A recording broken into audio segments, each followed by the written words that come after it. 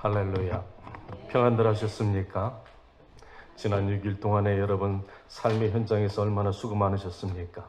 오늘도 말씀으로 여러분의 영성의 회복이 있길 바라고, 오늘 하나님이 주신 말씀을 통해 재충전받아서 세상에 나가 승리하시는 여러분들 되시기를 주님의 이름을 먼저 축원합니다.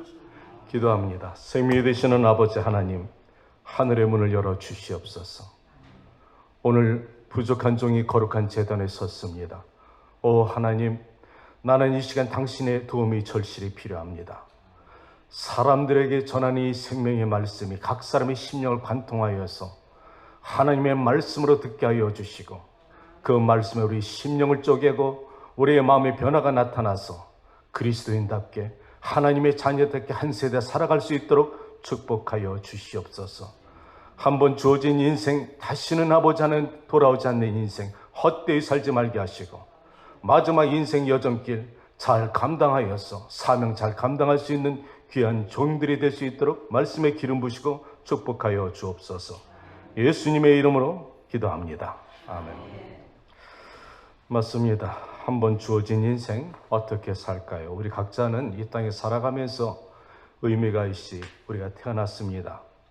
봄이 되니까 이게 각 집마다 앞들에 꽃을 갖다 심기 시작하더라고요. 참 뉴욕은 참 아름답다 생각합니다. 거기에 따라서 반갑지 않은 손님이 찾아오지요. 알러지입니다. 저도 이 알러지로 봄철 되면 고생하는데, 이번 주는 저에게 이렇게 눈이 가렵고 많은 불편함을 주는데, 제가 우리 집사람하고 그렇게 얘기를 했습니다. 마귀가 아무리 발악을 해도 내가 거룩한 제단에서 말씀을 전하는 것은 막지 못할 것이다.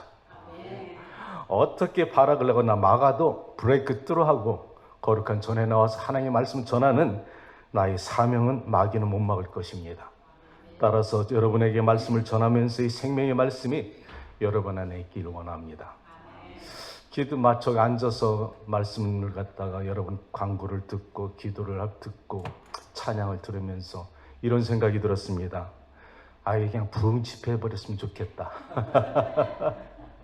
그냥 부흥에 확 들어갔으면 좋겠다. 예.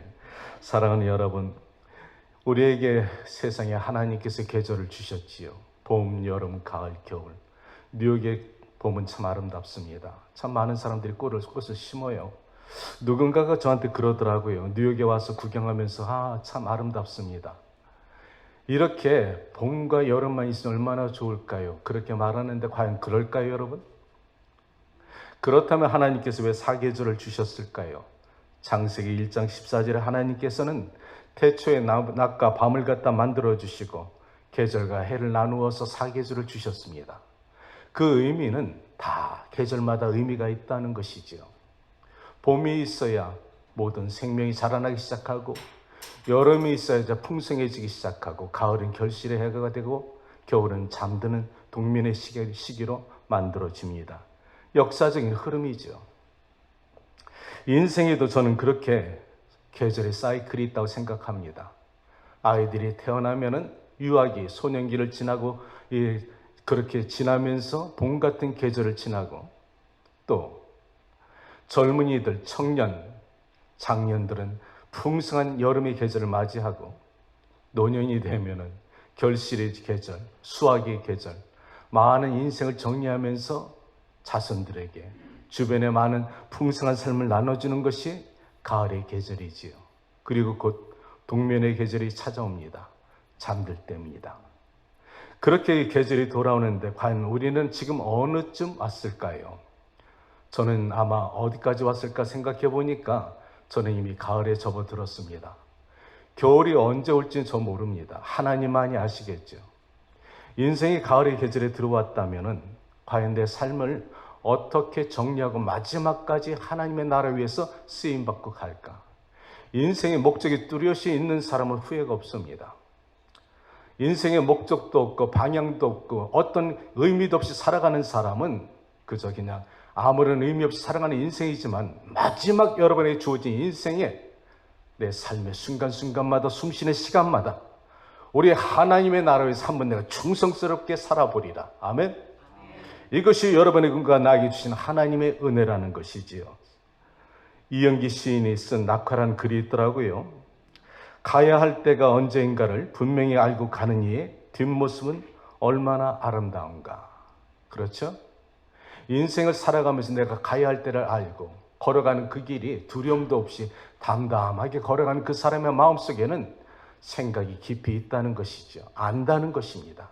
인생의 중창기에 갈 때 어떻게 그 마무리를 지어야 되는지를 안다는 것이지요. 저도 사실 그러한 마음으로 지금 살아가고 있는데, 저는 여러분에게 지난번에 말씀드렸던 것처럼 에클레시아 사역을 17년 섬겼던 사람입니다. 따라서 제가 가끔가다 설교를 하면서 이 에클레시아가 나타나는 것을 여러분 용서하십시오. 왜냐하면 제가 17년 동안에 제가 체험하고 느낀 것이 다 그 안에서 있었던 것입니다. 저는 그래서 그 안에서 나타난 하나님이 실존하시는 그 하나님을 너무나 많이 알았기 때문에 신앙이 어떤 그 시련이 오거나 고난이 와도 흔들리지 않는 것은 내가 그 안에서 진실하게 하나님을 만났기 때문이지요. 우리 어머님이 생전에 살아계실 때 제가 에클레시아를 이제 들어가서 섬기면서 3박 4일 동안 저는 전화를 끊어버립니다. 누구한테 일절 전화 받지 않습니다. 그리고 우리 가게 매점에서 우리 일꾼들이 만약에 무슨 일이 생기면 그냥 문 닫아버려. 전화 걸지 마. 그러고 나서 저는 얼링합니다. 그리고 마지막 이제 끝나고 나서 내려올 때 먼저 버스 안에서 전화 걸 때는 우리 어머님이 먼저 전화 걸지요. 엄마, 끝났어. 목소리는 다 하셨습니다. 아주 부러지고 기도하기 때문에 한 명 한 명 붙잡고 하나님 들어주십시오. 이대로 돌려보내지 마십시오. 어떻게 여기까지 왔는데 그대로 보내시려 하십니까? 기가 막힌 사정 하나님은 알고 계시니 하나님 만져주셔야 됩니다. 같이 붙잡고 울고 웃고 하나님께 매달리다 보면 목소리가 다 가지요. 그럼 저는 어머니한테 엄마 끝났어. 그럼 우리 생전 우리 어머님 이렇게 말씀하십니다. 애비야 수고했다. 장거리를 뛰어야 되는데 사역도 중요하지만 네 몸도 생각을 해야 되겠다. 그렇게 말씀하실 때 제가 이렇게 말씀한 것을 기억합니다. 엄마, 사는 것도 중요하지만 어떻게 죽는 것도 중요합니다. 아멘. 내가 이 땅에 살아가는 것도 중요해. 그러나 마지막 내 인생 떠날 때 어떻게 하나님 옆에 어떤 고백을 하고 갈 수가 있는가? 과연 여러분은 어떠하십니까? 이것이 사명이라는 것이지요. 여러분과 나는 이 땅에 살아나는 그 순간순간마다 하나님이 생명을 아주 붙잡아 주신 것은 사명이 남았기 때문입니다. 사명 끝나면 갑니다. 아멘. 내게 어떻게 우연히 주어진 인생이라 생각하지 마시고 하나님은 여러분과 나에게 분명히 사명이 있어서 아직도 이 땅에 존재하고 있다는 것을 잊지 마시고, 그렇다면 목적 있는 인생, 의미 있는 인생, 가치 있는 인생을 사시길 바랍니다. 오래전에 대한민국의 유신 시절에 국민교육헌장 기억하십니까? 기억하시죠? 어떻게 시작하나요? 우리는 민족중흥의 역사적 사명을 가지고 이 땅에 태어났다. 그렇죠? 세상의 나라의 민족으로 태어나서 국민으로서 나라에 충성하고 사명이 남았다면, 하물며 하나님의 종들이 되고 자녀가 되었다면 하물며 하나님의 백성으로서 사명이 없겠는가? 난 여러분들이 사명의식 가지고 살아가길 바랍니다. 오늘 두 가지 말씀을 분명히 드릴 텐데, 첫째는 사명 붙잡고 사십시오. 두 번째는 그리스도인답게 사십시오. 아멘. 저는 지난주에 설교한 것처럼 평신도 사역자로 35년을 살아왔지요. 그리고 저는 젊었을 때 성령 사역을 갖다 하면서 성령 세례를 받고 오늘날까지 살아옵니다. 제가 목회자의 길에 들어온 것을 잠시 말씀을 나눌까 싶습니다. 우리 아직 힐링 교인들도 들어보지 못한 말씀인데, 저는 사실 목회 현장에 있을 줄은 저 자신이 몰랐습니다. 2014년도에 우리 아내와 함께 중국의 선교회로 제가 떠나게 됩니다. 그때 2014년 여름인데요. 중국에 갔을 때 북동쪽에 있는, 동북부에 있는 그 환인영과 통화라는 그 지역에 우리 두 처남을 만나게 됩니다. 큰 처남은 환인원에 있고 둘째 처남은 통화에서 삼자교회를 하는 목사님이십니다. 거기 가서 우리 두 처남을 만나고 그 교회를 갔다 가기 전에 이 처남이 자기 집으로 저를 인도하는데, 저는 그때 그 중국에 가서 중국의 그 열악한 사정을 그때서야 알았습니다. 사랑하는 여러분, 중국은 지금은 많이 변했겠지만 상해와 북경과 저 북동쪽에 있는 그런 시골은 아직도 1960년, 70년대와 똑같습니다. 그런 환경 속에서 교회를 갖다 찾아가서 하나님의 나라가 그 땅에 전파되길 원하는 이 귀한 목사님들 갖다가 제가 만나면서 그 집에 초청을 받아서 집에 들어갔는데, 이야, 삼복더위에 비포장도로에 그 아파트를 들어가는데, 그것은 마침 1960년, 70년도에 중국 영화에 주윤발이 나오는데, 잿빛 하늘에 회색 그 아파트가 2층 단층 2층 아파트인데요. 들어가는 입구부터 물이 고였고 더럽고 곰팡이가 썰었고 세상에 그렇게 열악할 수가 없습니다. 그래서 인도하는 대로 우리 목사님 사택을 들어갔는데 스튜디오 방 하나에 우리 집 현재 화장실 빼는 마스터 베드룸 사이즈밖에 안 되는데 거기에 샤워실, 화장실, 주방, 침실, 방이 칸이 없어요. 거기다 선풍기도 없어요. 그 삼복더위에. 거기에다가 미국에서 귀한 손님 오셨다고 그 삼복더위에 삼계탕을 끓여주셨는데, 이야, 그것을 갖다 먹어야 되는데 비는 땀 오듯이 아주 땀이 비 오듯이 쏟아지기 시작하는데 닦지도 못하면서 그래도 맛있게 먹어야죠. 손님이니까. 참 너무나 열악하더라고. 그래서 그 식사를 하고 나서 교회로 저를 갖다 인도하는데 그 사진이 있나요? 예. 사진 좀 보여주십시오. 예. 여기가 통화에 있는 둘째 목사님 교회고 또 하나, 예. 큰천한 목사님입니다. 교회입니다. 난 그때 깜짝 놀랐습니다. 교회로 인도할 때 사택이 이 정도면은 교회도 그 정도 되겠구나. 내가 큰천한 저 교회를 가서 저 교회를 들어가면서 기가 막힌 저 광경을 보고서 도전을 받은 것입니다. 이야, 진짜 목사네. 아멘. 자신의 삶의 현장은 지극히 열악해도 선풍기 하나 없어도 하나님의 거룩한 자는 피와 눈물과 땀을 흘려서 저렇게 세워놓고 중국 공산당의 여러 가지 그 기독교의 탄압을 갖다 이겨나가면서 섬기는 이 목사들이야말로 진짜 목사구나. 거기에서 큰 도전을 받았죠. 그 두 번째 또 사진 아까 이 둘째 처남의 저 교회 통화 지역에도 갔을 때 탈북자들이 많습니다.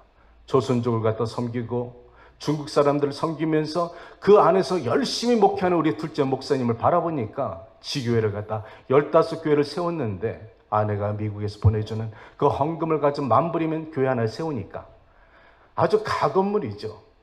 그런 지교회를 세워가면서도 돌아다니면서 섬기는 이 목사님들을 바라보면서 제가 거기서 큰 도전을 받은 것이죠. 그리고 우리 둘째 목사님 그 교회 바로 옆에다 가건물을 지어놓고 신학생들을 가르치기 시작하더라고요. 그런데 그 넓은 중국의 올바른 신학을 갖다 가르칠 신학교가 없습니다. 이 둘째 목사님이 그 수많은 학생들을 가르치면서 자비량으로 교회의 헌금으로 전부 가르치는데 내가 바라보니까 제대로 된 신학을 갖다가 너무 받지 못하는 수많은 사람들을 보면서 이단이 그래서 많다는 것이죠. 제가 그것을 보고 나서 나는 다시 미국으로 돌아가면 신학을 해야겠다. 내가 은퇴는 나는 중국으로 선교 와서 이 열악한 환경 속에 있는 수많은 중국에 있는 사람들에게 복음을 전하고 내 아내는 찬양을 가르치고 난 그렇게 내 인생을 마무리해야 되겠다 싶어서 영적 큰 도전을 받고 미국으로 돌아왔습니다. 그리고 나서 자그마한 교단에 제가 신학을 시작하게 돼서 야간대학이죠. 3년을 공부했습니다. 그렇게 공부하고 나서 제가 코비드가 바로 직전에 사랑하는 그 학장님께서 안수를 받으라 하시길래 저는 목적이 선교사로 가야 되기 때문에 당시 또 제가 섬기는 재단이 있었고 그 사역이 있었기 때문에 굳이 받지 않으려 했지만은 그 목사님 하시는 말씀, 선교지에 가면 안수 받지 못하면 세례도 못 준다. 안수도 못한다. 그러기 때문에 안수 받고 떠나는 게 좋다. 그래서 하나님께 기도하기 시작했습니다.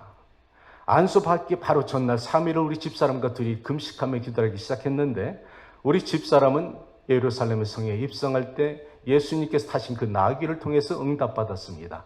내가 쓰겠다 하라. 아멘.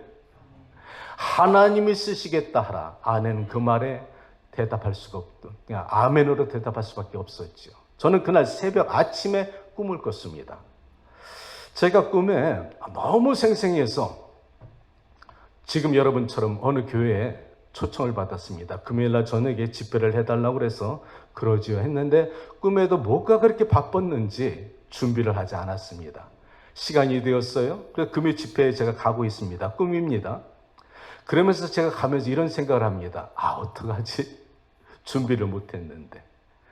이 시간이 되니까 마음이 조급해지기 시작하는 거예요. 준비를 못했으니까. 그런데 꿈에도 이런 생각이 제게 나더라고요. 어떠냐? 1시간만 하면 되는데 너 그동안 잘하던 그 레퍼토리 있잖아. 간증 한번 하면 되잖아. 그러면 되겠네. 그러면서 제 마음의 안정을 찾고서 이제 가서 뒷자리에 앉았다가 강사를 소개해서 제가 이렇게 올라와서 앉는데, 올라와서 이렇게 서서 이제 말씀을 전하려고 하는데, 제가 원래 그 준비를 못했으니까 잘하던 간증이라도 원고가 필요한데 원고를 갖고 올라서 이렇게 펼쳐보니까 다른 원고예요. 진짜 그 설교의 원고는 저 밑에 가방에 두고 내가 올라온 겁니다. 이거 어떡하지? 준비가 됐으면 원고 없이 할 수도 있는데. 그래서 제가 올라가서 이제 어떻게 하지 생각하면서 통성기도를 시킬까? 그러면 통성기도할 때 잠깐 가서 가져올까? 그러면서 머리에 장기가 돌기 시작합니다. 그러면서 교인들이 나를 바라보니까 그 어색한 것을 멈추기 싶어서, 여러분 평안하셨습니까? 우리 찬송 한 곡 할까요? 하고서 찬송가를 펼치는데 선곡을 해봤어야지. 선곡을 안 했다는 겁니다. 그런데 우리처럼 40년 교회를 다녔다면은 대충 두 분 찬송가 뒤편을 한두 번 뒤척거리면 압니다. 그래서 우리 찬송 하나 할까 해서 뒤척거렸는데 모르겠어요. 그럴 수도 있지. 2번 뒤척거렸습니다. 모르겠어요. 오늘 뭐가 꼬인다. 그리고 3번째 뒤척거렸습니다. 여전히 찬송가가 모르는 겁니다. 교인들은 저를 바라보고 있는데 강사는 지금 우리 찬송 한 곡 할까 하면서 여러 번 뒤지면서 찬송을 찾지 못합니다. 뭐가 꼬였다 생각하면 설마 이번에는 4번째 뒤척거립니다. 여전히 모르는 찬송입니다. 그때 내가 꿈에 깨달아지는 거예요. 그러면서 하나님께서 아주 위험스러운 그 말씀으로 저한테 들려주시는데, 나는 네가 앞으로 내 거룩한 제단에서 기도 없이 준비 없이 서는 것을 절대 못 보겠다. 이 말씀이 확 들어오는데 나도 모르게 꿈에 눈물이 터지기 시작하는 거예요. 교인들은 영문도 모르고 강사를 쳐다보는데 강사는 위에 올라와서 그냥 눈물만 쏟고 있는 거예요. 그리고 나서 제가 교인들에게 꿈에 이렇게 말했습니다. 사랑하는 여러분, 용서하십시오.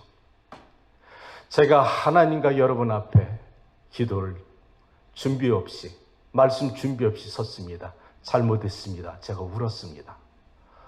울고 나서 깨어나니까 꿈이더라고. 얼마나 다행인지. 그게 생시였으면 얼마나 창피했을까. 그런데 그 꿈이 얼마나 생생했는지 일어나면서 흐느끼고 있더라고요. 나는 그때 하나님의 그 지엄하신 말씀을 한시도 잊어본 적 없습니다. 그래서 거룩하신 이 제단에 설 때마다 기도 없이 준비 없이 서지 못합니다. 사명자로 섰기 때문에. 나는 언제나 이 제단에 설 때마다 하나님 나를 도와주십시오. 성령의 도구 삼아 주십시오. 나의 생각과 마음과 감정을 전달하지 말게 하시고 인간의 지혜로 설득하지 말게 하시고 성령이 원하고자 하시는 말씀을 전달하시 심령을 변화시키시고 살아있는 생명의 말씀으로 저들에게 찾아가시고 수술하시고 깨닫게 하시고 변화받을 수 있도록 도와주십시오. 하나님만이 이 말씀을 하실 수가 있다는 것이지요. 그러면서 그 마음으로 제가 안수를 받았습니다. 아내가 불러준 사명을 통해서 눈물을 흘리면서 안수를 받았지요. 그러고 나서 코비드가 터졌습니다. 코비드 2년 반 동안에 여러분은 어떻게 지내셨나요? 우리는 교회 현장 예배가 멈추고 말았습니다. 성도들 간의 친교가 멈추고 말았습니다. 교회에 가기가 때로는 그렇게 싫었을 수도 있었지만은 교회의 그 예배가 얼마나 소중했던가를 여러분은 그때 깨달았을 것입니다. 성도와의 교제가 얼마나 귀했던 것을 여러분 아마 그때 깨달으셨을 것입니다. 우리는 발이 묶였지요. 가정에서 예배를 드릴 수밖에 없었다는 것입니다. 저도 마찬가지. 그런데 저도 많은 것을 잃었습니다. 사랑하는 이들을 잃었고요. 많은 경제적인 어려움도 있었고요. 여러 가지 붙잡힌 환경이 있었지만은 나에게는 하나님이 2년 반 동안에 하나님의 놀라신 영생을 축복해 주신 귀한 시간이었습니다. 하나님께서 저에게 새벽마다 저를 깨우시기 시작합니다. 저는 야간형이라 밤 새벽 1, 2시까지는 어떻게 해서라도 쉽습니다. 근데 새벽에 자다 일어나는 것이 대단히 힘들어합니다. 그런데 코비드 시간에 하나님께서 저에게 새벽마다 저를 갖다 불러 깨우시고 서재로 불러 앉히시고 앉아서 캄캄합니다. 기도하고 나면서 무엇을 할까요? 성경 말씀 보고 묵상하고서 피를 들기 시작하면은 대학노트 4장이 이 연필을 갖다가 쓰기 시작하는데 한 번도 멈추지 않게 하나님께서 말씀 부어주십니다. 4장 쓰면 정확하게 2시간 되더라고요. 그리고 기도합니다. 그리고 낮에도 하나님께 말씀 듣고 기도하고 그렇게 2년의 반을 세월 지나면서 제가 궁금증이 생겼습니다. 하나님, 이 15권의 노트가 끝났는데요. 이 말씀을 전할 데가 없습니다. 그런데 왜 이렇게 저에게 말씀으로 부어주시나요? 제가 그렇게 하나님께 질문했습니다. 그때 하나님이 저에게 해주시는 말씀, 채워라. 지금은 마치 큰 저수지에 바닥 친 것 같지만 늦은 비와 이른 비와 단비를 내가 부어줄 테니까 채워라. 채울 수 있는 데까지 채워라. 그리고 나서 내가 그 댐문을 열어라 할 때 열어라. 그러면 쩍쩍 갈라진 메마른 심령 속에 다시 생명이 살아날 것이다. 죽었던 영혼 속에 생명이 살아나고 새싹이 피어나고 꽃이 피어날 것이다. 그때 열어라. 그리고 내가 닫으라면 닫으라. 아멘. 주여 말씀대로 이루어지이다. 그렇게 말씀대로 제가 말씀에 순종하고 성경 말씀을 계속 묵상하면서 정리했지요. 때로는 이 야간형이기 때문에 2년 동안은 아직도 새벽 예배는 저는 힘듭니다. 그러나 어느 날은 여러분 추운 겨울날 꾀가 나잖아요. 그 따스한 침대에서 일어나기 싫을 때가 있지 않습니까? 하나님이 깨우시는데 어느 날은 꾀가 나서 아유 하나님 조금만요, 잠깐만요, 1시간만 더 자고요. 침대에서 누워있는데 갑자기 침대 밑에서 쥐새끼 한 마리 뛰어들어 겨드랑이 파고 드는데 으악하고 놀래가지고 알았습니다, 알았으니까 올라간다니까요. 제가 올라가서 말씀의 자리에 앉는다니까 하면서 그렇게 하나님은 저를 갖다 정권적으로 저를 갖다 인도해 주셨죠. 사랑하는 여러분, 우리는 하나님의 말씀에 붙잡힌 바 되어 살아난다는 것입니다. 여러분도 나도 사명자입니다.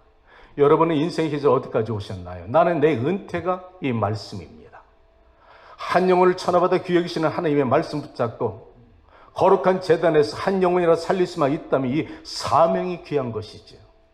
청년은 청년대로 사명이 있고 중년은 중년대로 사명이 있고 노년은 노년대로 사명이 있는데 우리의 삶에 앞으로 사람은 얼마나 있을 것입니까? 각자 사명의 위치에서 목숨 걸어 충성할 때 하나님의 나라 가면은 그때 상급이 있을 수가 있다는 것이죠. 중보기도도 사명입니다. 권사님들, 장로님들, 예수님께서 예루살렘 성에 아기 때 마리아가 예수님을 갖다 아기 예수님을 모시고 들어갔을 때 예루살렘 성 안에 있었던 사람이 누구였던가요? 시몬. 그렇죠. 선지자 안나.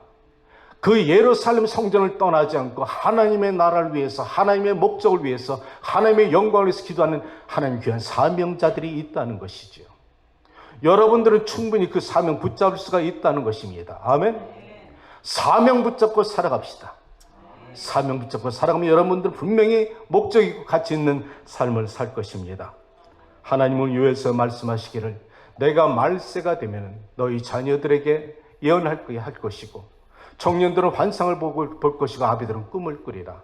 말세가 됐습니다. 우리는 성경의 말세가 언제인지 아무도 모릅니다. 그런데 내가 그 코비드 시간을 지나면서 내가 깨달은 겁니다. 아하, 예수님 오신 날 가까이 왔나 보다. 그 이유는 간단합니다. 창세기부터 시작해서 요한계시록까지 성경을 쭉 묵상하다 보면은 이 땅에 한 가지 재앙으로 전 세계가 마비된 것은 노아 홍수 사태 한 번입니다. 그렇죠? 노아 홍수 사건 이후로 하나님께서 다시는 물론 내가 이 땅을 재앙을 갖다 주지 않으리라 약속하셔서 무지개를 통해서 약속을 주셨지만은 노아 홍수 사건 이후로 전 세계는 각 나라마다 지방마다 민족마다 여러 가지 전염병과 재앙과 지진과 전쟁은 있었습니다. 그런데 수천 년이 지나올 동안에 똑같은 재앙 하나 가지고 전 세계가 마비된 것은 코비드 사건입니다. 이것은 하나님이 주신 경종이죠. 깨어 있어라. 기도하고 있어라. 장차 예수님께서 오실 날 우리가 아무도 알 수 없지만은 깨어 있으라는 것입니다. 여러분만 깨어 있는 것이 아니라 여러분의 자녀도 구원시켜야 될 사명이 있다는 것이지요. 여러분만 천국 가고 여러분의 사랑하는 자녀들 아직 천국 구원받지 못했다면 그 천국이 여러분에게 무슨 그렇게 아름답게 꾸밀 수가 있겠습니까? 내 자녀를 구원시키고 내 사랑하는 어머니 아버지를 구원시키고 남편과 아내를 구원시키는 사명이 있다는 것이죠. 따라서 선교는 여러분의 집부터 시작합니다. Here and now. 멀리 할 것도 없습니다. 내가 가정의 선교사라는 것이죠. 아멘. 두 번째, 그리스도인답게 사십시오. 누가 여러분에게 Are you a real Christian? 당신 정말 그리스도 맞아요? 이렇게 묻는다면 여러분 이 즉시 여러분은 어떻게 대답할 수가 있습니까? 즉각적인 답으로 당신 그리스도 맞아요? 여러분은 혹시 주저하시고 있습니까? 생각해보고 대답하시렵니까? 그러면 안 된다는 것이죠. 정체성 붙잡고 살라는 것입니다. 나는 그리스도인이다. 하나님의 자녀가 되었다. 언제나 누가 뭐라 할지라도 내가 그래 나는 그리스도인이다. 내가 예수 그리스도의 피로 말미암아 내가 구원받았는데 당신은 어떤가? 이렇게 즉각적으로 반문할 수 있는 그런 답변을 갖고 있어야 됩니다. 그리스도인이면 다 그리스도인입니까? 그리스도인답게 살아야지. 아멘. 그리스도인답게 살아야지 세상이 우리를 갖다 인정해 준다는 것이지. 왜 그리스도인들을 교회를 세상 사람들이 핍박할까? 조롱할까요? 그리스도인이라면 달라져야 되는 거 아닌가? 저들은 알고 있다는 것입니다. 우리는 그래도 당신들은 좀 변해야 되는 거 아니야? 그런데 당신들은 변한 게 없잖아. 오히려 세상 사람들 앞에 나와서 똑같은 행동하잖아. 그들이 평가하는 것이 그렇다는 것이죠. 달라져야 되는데 달라지지 않는 그리스도인의 모습을 보면서 그 세상이 우리를 갖다 보면서 비웃는 것이죠. 회복해야 됩니다. 본질을 붙잡아야 됩니다. 멀리 바라볼 것도 없습니다. 내가 변화받으면 가정 변화받고 가정 변화받으면 교회가 변화받고 교회 변화받으면 세상이 변화받는다는 것이죠. 우리 집사람이 가끔가다 저한테 신학적인 질문을 하지요. 며칠 전에 저한테 이렇게 질문을 합니다. 성령을 받았는데 왜 이렇게 변하지 않을까요? 고민을 하는 거죠. 여러분은 어떻습니까? 성령 받았으면 변화받아야 되는 거 아닌가요? 그렇지 않습니다.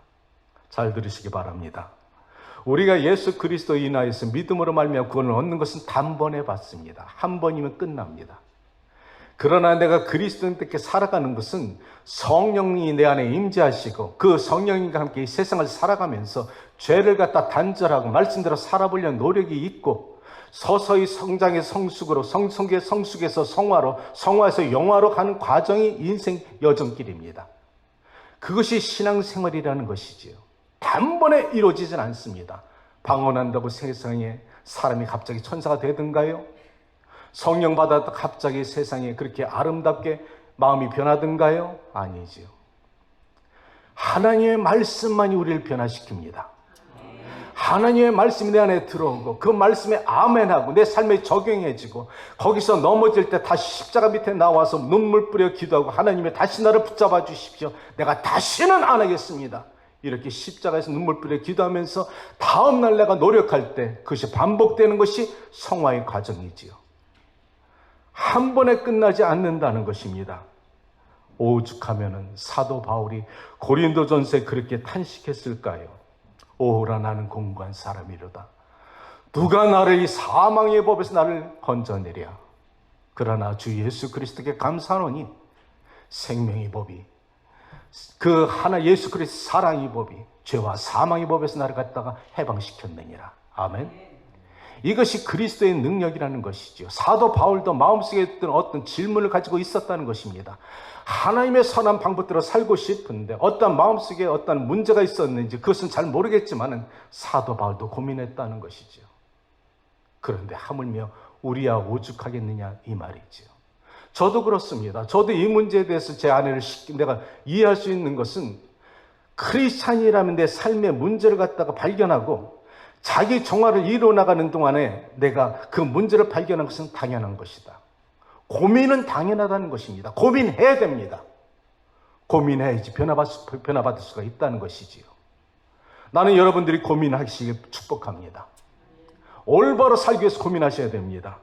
제가 제 조상으로부터 흘러내린 죄 유업이 제 몸속에 흐를 때가 있었죠. 베드로전서 말씀하지 않습니까? 너희 조상이 망령된 행실에서 구속된 것은 은이나 금이나 없어질 것을 된 것이 아니라 오직 보배로운 예수 그리스도의 피로 말미암았느니라. 여러분 다 아시자고 저도 알지 않습니까? 내 조상으로부터 내가 아버지, 할아버지 싫어하는 그 습성이 나도 모르게 내 몸속에 흘러나고 내 생활 속에 나타나는 것을 여러분 알고 있지 않습니까? 그럴 때 우리 무너지지요. 내가 어느 날 하나님의 말씀에 붙잡힌 바 되었습니다. 거룩하게 살기 우리 집사람처럼 노력하고 있습니다. 남은 알지 못하지만 나의 연약한 점이 있었지요. 나 그거 하나 붙잡고 딱 기도합니다. 하나님, 이것만 내가 이기면 그래도 우리 장로님처럼 허리를 펴고서 한번 멋지게 기도할 수 있겠네. 그리고서 그 문제를 딱 내가 목표를 잡고서 몸부림칩니다. 안목의 정욕, 이생의 자랑, 육신의 정욕을 갖다가 알고서 차단시키기 시작합니다. 그렇게 노력하니까 어느 정도 이겼어. 이제는 한번 멋지게 기도할 수 있겠네. 허리를 쭉 펴렸는데 내 속에 쑥 다른 속사람 죄가 나타나는 거예요. 미움과 증오와 시기와 이게 여러 가지 생각이 나타날 때 거기서 주저앉는 거예요. 나는 안 되네요. 하나님, 나는 안 돼요. 잘 들으시기 바랍니다. 이 나는 안 되는 것을 고민으로 받아들일 때는 이것이 하나님의 거룩한 성령의 그런 음성으로 듣고 변화받을 수 있는 가능성이 있는데, 나는 안 된다고 주저앉아 버리면 마귀가 먹어버리고 맙니다. 아멘. 내가 안 된다는 걸 느낄 때 그때 하나님의 도움을 구하시기 바랍니다. 성령님, 나는 안 돼요. 그러니까 나는 주님의 도움이 필요합니다. 아멘. 나 좀 도와주세요. 내가 말씀대로 살고 싶습니다. 도와주세요, 하나님. 내가 진실하게 거룩하게 살고 싶은데 내가 그렇게 안 됩니다. 이때 하나님이 도와주시는 거예요. 내가 그런 마음속에 있었는데 어느 날 CBMC라고 기독교 실업인 그 뉴욕 제가 지회장으로 있을 때죠. 기업인들입니다. 하나님의 축복을 많이 받은 기업인들이 성경적인 경영과 성경적인 그런 관점으로 그렇게 아주 훌륭하신 분들이 많은 그때 그 회의에 제가 뉴욕 지회장으로 있을 때 그 모임에 저를 갖다 초청받고 가야 되는데 제가 그날 다른 곳에 굉장히 중요한 일이 있어서 갈 수 없는 형편이 있었는데 내가 자꾸 성령께서 나보고 거기 가야 된다는 거예요. 너 거기에 가야 된다는 거예요. 그래서 그래요, 하나님, 그럼 가보겠습니다. 운전대를 돌려서 거기에 갔습니다. 그리고 그때 오신 강사님이 오늘 성경 말씀 요한 3서 이게 오늘 1장 2절을 말씀하시는 거예요. 장로님 말씀하신 것처럼 사랑하는 자야, 네 영혼이 잘된 같이 네가 범사에 잘 듣고 강건하길 원하노라. 이 말씀은 여러분 너무나 잘 알죠. 사랑하는 여러분, 잘 알지만 이 말씀이 여러분의 실체로 여러분의 삶에 적용이 됐습니까? 때로는 우리가 너무 말씀이 귀하고 흔하고 가장 중요한 것이 가까이 있어서 우리가 놓칠 때가 많아요. 사랑하는 남편과 아내도 그렇습니다. 가까이 있으니까 소중한 것을 몰라. 말씀도 마찬가지야. 그 귀한 말씀이 내 집에 걸려만 있지 그 말씀이 살아 운동위에서 나를 변화시킨 적이 있습니까? 이렇게 묻는 거예요. 저도 그 말씀을 너무나 잘 알고 있습니다. 그런데 그 강사 목사님이 이 말씀을 전하는데 내가 뒤에서 앉아있다 얼굴이 시뻘개지면서 가슴이 막 심장이 뛰기 시작하는 거예요. 하나님이 저 말씀을 나한테 하시려고 나를 불러주셨구나. 그 말씀이 정확하게 레마의 말씀이 되어서 내 심장이 꽂히기 시작하는데 우리 하나님이 저 말씀을 나한테 주고 싶으셨구나. 그리고 그 말씀을 내가 받았습니다. 그리고 집에 와서 말씀 묵상하니까 잘 들어보세요. 나는 그때 사업가였습니다. 동서남북 뛰어가면서 물질을 벌었고 11조를 바치고 최고의 기쁨이었습니다. 건축 헌금 바치고 목사님 필요한 거 다 해드렸습니다. 그러면 나 다 되는 줄 알았습니다. 하나님의 영광을 위해서. 그런데 성경 말씀을 주신 말씀을 가만히 묵상하니까 사랑하는 아들아, 네 영혼이 잘된 같이 범사가 잘 될 거야. 다시 역설하면은 네가 범사가 잘 되려면 네 영혼을 달라는 거야. 아멘. 나는 범사에 열심히 뛰어다니면서 하나님의 영광에 쓰임받을 줄 알았는데 하나님은 필요 없다는 거예요. 나는 네 마음을 먼저 주면 내가 범사에 잘 되게 할 거다. 모든 만물의 주권자는 나다. 아멘. 이 하나님의 말씀 내가 깨달아지면서 하나님, 내가 잘못했습니다. 난 지금까지 내가 열심히 뛰어서 당신께 바쳐드리면 다 끝나는 줄 알았는데 내가 신앙생활 잘못했네요. 내가 회개하면서 내 믿음의 패턴을 바꿨습니다. 그렇다고 여러분에게 교회 나와서 주야장창 살라는 건 아닙니다. 여러분의 삶의 현장이 예배터입니다. 여러분의 가정이 사역터입니다. 여러분이 운전할 때 기도할 수가 있고요. 여러분이 걸어다닐 때 기도할 수가 있고요. 여러분의 마음을 하나님께 집중하라는 것입니다. 일에 쫓겨서 일 다 해놓고 나서 남은 시간을 하나님께 기도하지 말라는 것이죠. 수시로 기도하자는 것입니다. 그런데 그것보다 더 놀라운 것이 있는데, 사랑하는 아들아, 이 말씀이 내 가슴에 3일을 따라다녀요. 제가 이 간증을 가는 곳마다 하는데 참 제가 이 간증에 너무 큰 충격을 받아서 그래요. 사랑하는 아들의 이 말씀이 가슴에 3일을 따라다니는데, 침대에서도 사랑하는 아들아, 화장실에 가도 사랑하는 아들아. 첫째 날은 너무 감사했어요. 둘째 날은 질문이 생기기 시작했어요. 셋째 날엔 내가 하나님께 물어보기 시작했습니다. 하나님, 왜 그렇게 날 사랑하세요? 물론 답을 안 하실 줄 알았습니다. 나는 이해할 수가 없었어요. 그리고 내가 생각해 봤습니다. 내가 사랑을 받을 만한 조건이 무엇인가? 내 지난날의 인생을 뒤돌아보니까 어느 것 하나 사랑받을 조건이 없어. 그런데 그때 제가 40일 작정 기도할 때인데, 마지막 그 새벽 기도에 나와서 마지막 뒤에서 일어나려고 이제 끝나는 날인데, 일어났는데 성령이 찾아오셨어요. 일어나려 하는데 갑자기 성령이 내게 찾아오셔서 하시는 말씀이 질문에 답을 주시는 거야. 사랑하는 자야, 네 영혼이 잘된 것이 범사에 잘되고 강건하라. 이렇게 말씀하신 하나님께 내가 질문했더니, 그것은 네가 무엇이기 때문에 내가 너를 사랑한다. 무엇이겠습니까? 2자입니다. 권사님, 아들 얼마나 좋았을까? 또 그렇게 말씀해 주셨으면, 또 권사님들 뭐라고 하셨을까요? 하나님이 전혀 예상치 않은 말씀을 주셨습니다. 그때 하나님이 나에게 정확하게 세면 음성으로, 사랑하는 아들아, 그것은 네가 죄인이기 때문이다. 이야, 순간요, 온 세상이 딱 멈춘 것 같았어. 그리고 나서 쓰나미 같은 내게 은혜의 강물이 넘쳐 흐르는데, 그때부터 눈물이 한없이 흘러내리는 거야. 하나님은 보고 계셨던 거지. 내가 말씀대로 살려면 몸부림치는데 안 되는 것. 그런데 아비의 마음은 자식이 아버지의 말씀대로 살려고 하는데 안 될 때 그 안타까운 자식을 바라보는 아비의 심정으로, 그래서 내가 너를 사랑하는 거야, 아들아. 아멘. 여러분과 내가 의인이라서 하나님이 사랑하는 거 아니라는 것입니다.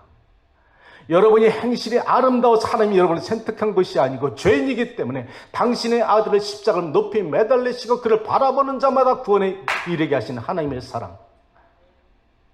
우리의 생활이 아무리 거룩해도 해 아래 의인은 없느냐, 한 명도 없다 하신 말씀처럼 우리는 다 죄인입니다. 그런데 그 하나님의 세면 음성이, 네가 죄인이기 때문에 내가 너를 사랑한다, 그 말씀인데 폭포처럼 흘러넘치는 눈물이 그칠 수가 없어가지고 집으로 돌아가는 하이웨이 길이 라인이 보이지 않는데, 내가 그렇게 사고가 나서 죽어도 행복하겠더라고. 그 쓰나미 같은 은혜가 내 안에 들어오는데 너무 감사한 거야. 하나님 감사합니다. 나의 허물과 죄 많은 것을 용서해 주시고 그래서 나를 사랑하시는 하나님, 예수 그리스도의 사랑에 감사를 드립니다. 참회력의 성 어거스틴이 뭐라 한 줄 아세요? 성 어거스틴이 고백하기를, 난 한 무화과 나무 아래서 한없이 눈물에 젖었나이다. 당신의 사랑 앞에서 흘러넘치는 눈물을 막을 수가 없었나이다. 아멘. 예수 그리스도의 사랑 앞에서 눈물을 흘리지 않는 자 한번 흘려보시길 바랍니다. 죄인 되었던 여인은 한마디 기도도 하지 않았으면 눈물만 흘렸는데, 그 눈물 한 방울에 만마디의 사연을 갖다 예수님께서 아셨던 것처럼 우리의 눈물은 신앙 고백이 된다는 것이죠. 사랑하는 여러분, 말씀을 마칩니다. 여러분과 나는 이 땅에 살아가는데 의미가 있다는 것이죠. 한 번 주어진 인생 가치 없이 살다 가지 말게 하시고, 은퇴했다고 내 인생 은퇴했다고 끝난 거라 생각하지 마시고, 그래도 최소한 교회를 위해서, 나라와 민족을 위해서, 이렇게 썩어져가는 이 말세에 수많은 사람들을, 죽어져가는 영혼들을 위해서 기도할 수 있는 중보기도의 능력과 사명은 여러분들에게 있습니다. 청년은 청년의 사명, 중년은 중년의 사명, 사업과 직장 속에서 영향력이 크게 나타나는 축복을 받으시기 원합니다. 평신도는 능력이 있어야지 세상을 변화시킵니다. 그래서 나는 우리 힐링교회에게 항상 선포하는 것입니다. 평신도는 축복을 받아라. 축복받고 능력이 있어야 하나님 나라 세우지. 목사는 이 거룩한 제단에서 비전을 선포합니다. 그러나 그 비전을 선포하고 이루는 것은 평신도 여러분입니다. 사명자로 사십시오. 그리스도인답게 사십시오. 한 번 주어진 인생 헛된 사명 헛되게 보내지 마시고 사명자로 살아가시는 복된 여러분들이 되시기를 주님의 이름으로 축복합니다. 기도합니다. 인생에 한 번 주어진 인생 말씀대로 살기를 원합니다. 짧은 시간에 주께서 주시는 말씀은 많은데 정리가 제대로 되지 못했을지라도 한 말씀 단어라도 가슴에 심어지게 하시고 삶에 적용하여서 하나님의 나라를 위해 쓰임받는 귀한 청지기 만들어 주시옵소서. 하나님, 내가 주의 나라 천국에 갈 때 네가 세상에서 나를 위해서 무엇을 했는가? 주님, 내가 다른 것은 몰라도 하나님의 나라 위해서 중보 기도자로 살았습니다. 이런 하나님 앞에 충성된 청지기 사명 감당할 수 있도록 이 제단을 축복하시고 함께하여 주옵소서. 예수님의 이름으로 기도합니다. 아멘.